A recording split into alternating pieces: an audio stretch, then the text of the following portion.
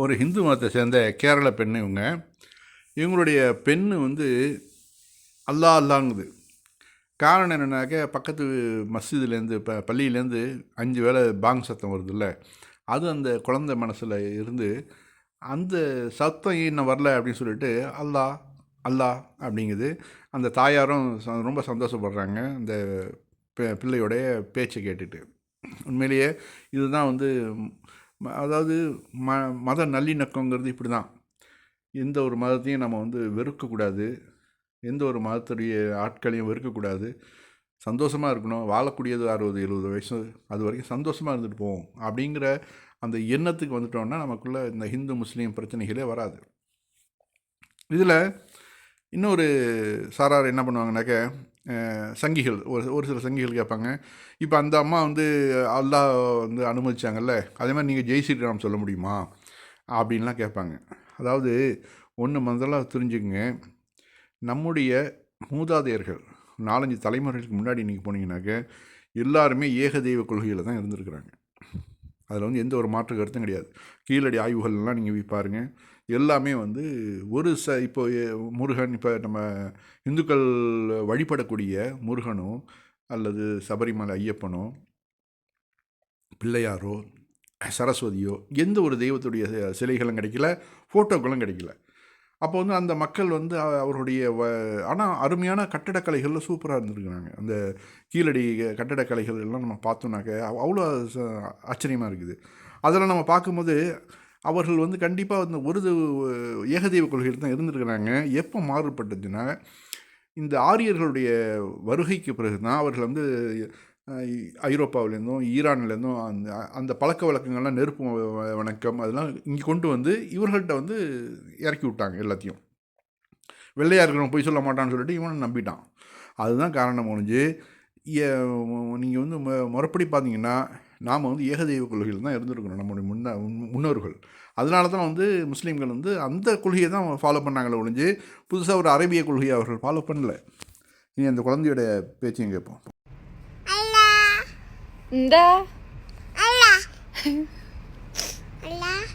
അള്ള വിളിക്കാൻ സമയം ആയില്ല. ഇവിടുന്ന് ഇടയ്ക്കിടയ്ക്ക് നമ്മുടെ ബാങ്ക് വിളിക്കുന്നത് കേൾക്കും. അത് കേൾക്കാൻ വന്നിരിക്കുക കേട്ടോ. അള്ള അള്ള എന്നും പറഞ്ഞ് എന്റെ നൈസ എടി അള്ള ഇവിടെ അടുത്തൊരു പള്ളി ഉണ്ട്. എടുത്തു അല്ല എടേ എടാ ആടണ്ടോ ഇതാ അവിടുന്ന്. சரி, இனி அடுத்த தலைப்புக்கு போவோமா? நாகூர் தர்காவுக்கு ஆட்டோவில் ஏஆர் ரஹ்மான். அவர் நல்ல டைப் தான், ஆனால் அந்த தர்கா பைத்தியமாக அலைகிறாரு. இது மார்க்கம் அனுமதிக்காத ஒன்று, நபிகள் நாயகம் காட்டி தராத ஒன்று. நபிகள் நாயகம் கடுமையாக கண்டித்தது. அதாவது தரைமட்டத்துக்கு மேலே எங்கெங்கெல்லாம் இந்த மாதிரி சமாதிகள் இருக்குதோ அதெல்லாம் இடித்து தரமட்டமாக்குன்னு சொல்லியிருக்கிறாங்க நபிகள் நாயகம். ஆனாலும் என்ன பண்ணுறது, இது சம்மந்தமாக ஒரு பதிவு நான் ஏற்கனவே ஒரு பிராமணர் அரிசோனன்கிற ஒரு கேட்டவருக்கு அவருக்கு நான் பதில் கொடுத்துருந்தேன் பாருங்கள். அரிசோனன் கேட்குறாரு, தனக்கு பிடிக்காத எதையும் இடித்து தரைமாட்டுமாக்கல் என்று தான் நபிகள் நாயகம் போதனை செய்தாரா? அதுக்கு நான் கொடுத்த பதில், இஸ்லாம் ஏக இறைவனை தவிர வேறு யாரையும் வணங்கக்கூடாது என்று சொல்கிறது. ஆனால் நாகூர் தர்காவிலும் அஜ்மீர் ஷரீஃபிலும் எனது தலையை சாய்ப்பேன் என்று ஒரு முஸ்லீம் சொன்னால், குர்ஆனை விளங்கிய ஒரு முஸ்லீம் சம்பந்தப்பட்டவரை திருத்த முயல வேண்டும். தனி மதமாக தங்களை அறிவித்துக் கொண்டு நாகூர் தர்காவை போல் இன்னும் 10 கட்டி கொண்டாலும் எங்களுக்கு ஆட்சேபனை இல்லை. குர்ஆனின் கட்டளைக்கு மாற்றமாக நடக்க ஒரு முஸ்லீமுக்கு அதிகாரம் இல்லை என்பதனாலேயே நான் சொல்ல வந்தேன். குர்ஆனின் கட்டளைக்கு மாற்றமாக இருப்பதால் தான் நபிகள் நாயகம் தனது மருமகளிடம் தரைமட்டத்துக்கு மேல் கட்டப்பட்டிருக்கும் எந்த சமாதியையும் தரைமட்டமாக்காமல் விடாது என்று சொன்னார். அதே நேரம் இயேசு, மோசே, ஆபிரகாம் போன்ற இறை தூதர்களுடைய உயர்வாக தன்னை புகழ வேண்டாம் என்றும் தடுத்துள்ளார்கள். இது பல முறை நம்ம சொன்னியும் பலரும் கேட்குறது மாதிரி இல்லை. எல்லாரும் என்ன பண்ணுறது, அந்த தர்கா மோகம், அந்த ஒரு அந்த இந்து மதத்துலேருந்து வந்ததுனாலையோ என்னவோ அந்த ஒரு ஜெனட்டிக் கொஞ்சம் ஒட்டிகிட்ருக்கோம்ல, அதனால் சில பேருக்கு இந்த தொழுதுக்கிட்டாலும் சரி, இந்த தர்காவில் கொஞ்சம் தலையை சாக்கிறது தான் ஒரு நிம்மதியாக இருக்குது அவர்களுக்கு. அது நம்ம பிரச்சாரத்தின் மூலமாக தான் அது சரி கட்டணும். அவர்களை அன்பாக சொல்லி திருத்தணும்.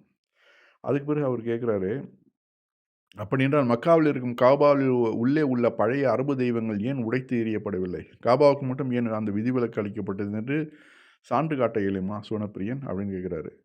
காபாவின் உள்ளே இன்றும் சிலை இருக்கிறது என்று உங்களுக்கு யார் சொன்னது? இதற்கு ஆதாரத்தை காட்ட முடியுமா? இதெல்லாம் சுத்த ஹம்பக். நபிகள் நாயகம் இஸ்லாமிய கருத்துக்களை அன்றைய அரபு மக்களிடம் போதிக்கும்போது அந்த மக்கள் தினமும் ஒரு தெய்வத்தை வணங்கி வந்தனர்.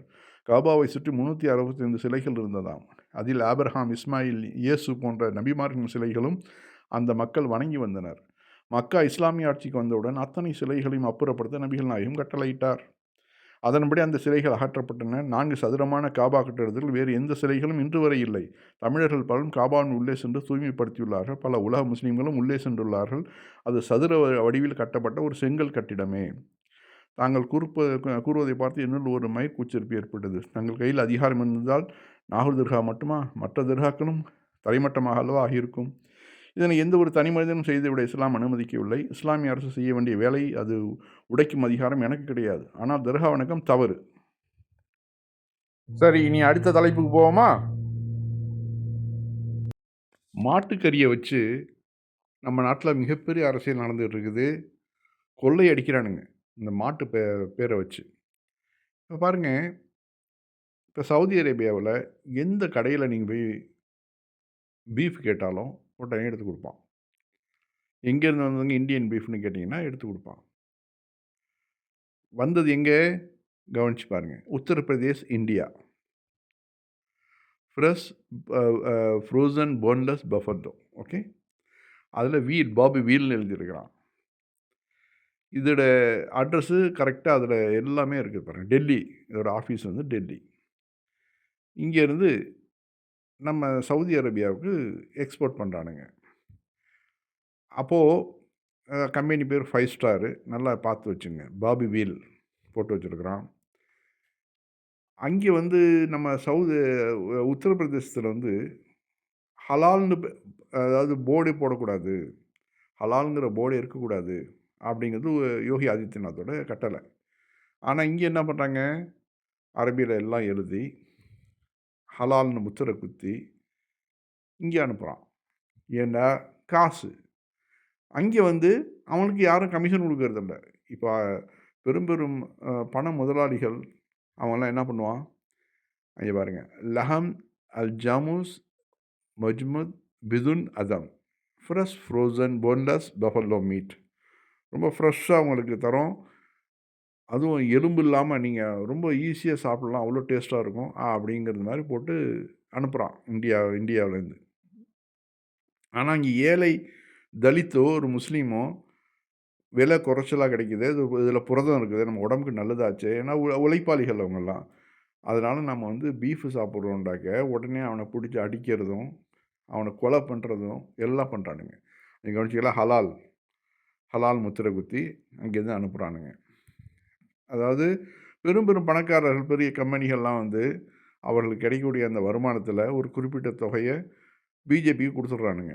அதனால் அதெல்லாம் ஓகே. உள்நாட்டுக்காரன் சாப்பிடக்கூடாது. வெளிநாட்டில் நீ எப்படி வேணாலும் சாப்பிட்டுக்க, கோமாதாவை நீ எப்படி வேணாலும் நீ பண்ணிக்க, எது வேணாலும் செஞ்சுக்க. ஆனால் உள்ளூர்காரன் சாப்பிடக்கூடாது. இது எந்த வகை நியாயம்? அது கோமாதான்னா உனக்கு தான் அது கோமாதா. ஒரு தலித்துக்கோ, ஒரு இஸ்லாமியனுக்கோ, ஒரு கிறிஸ்துவனுக்கோ அது வந்து கோமாதா கிடையாது.